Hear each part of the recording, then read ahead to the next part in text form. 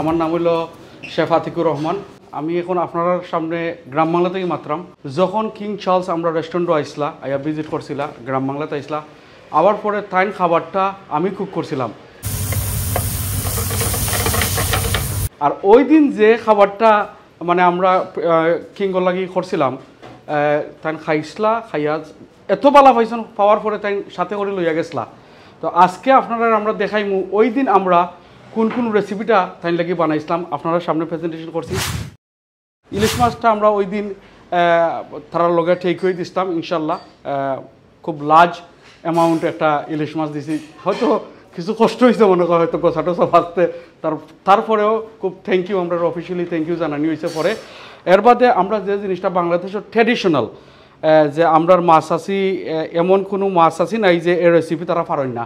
যে রেসিপিটা হইলো আমরার ভর্তা, মানে সবে ভর্তা বানাই। তো আমি ট্রাই করছিলাম, বেস্ট টেস্ট দেওয়া যায়। আশা করি যে এই ভর্তাগুলো থাইন পালা পাইছেন। হোক আমরা দেশি লেমন দেওয়া হয়েছিল, যেটা আমরা সিলেটর, প্লাস আমরা বাংলাদেশের পদ্মার ইলিশ আপনি দেখরা যেটা আছে আমরা ডাইল করা হয়।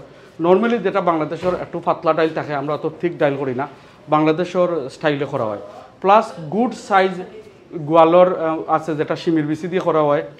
তারপরে হইলো আমরা আর একটা খালা বোনা রেসিপি, এটা আমরা ভেরি ফেমাস। মজার জিনিস, এই যে খানিগুলো আপনারা সাদা ভাতের লোক যখন খাইবা তখন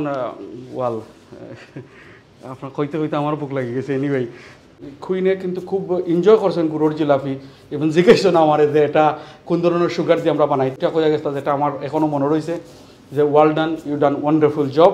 আর আরেকটা মজার বিষয় হইলো, আমরা কিন্তু ব্রিকলেন কারি ফেস্টিভ্যাল করতাম। কারি ফেস্টিভ্যাল শুধু মানে ইন্ডিয়ান ফুড না, কারি ফেস্টিভ্যাল আমরা এখানে বাঙালি ফুডও থাকবে।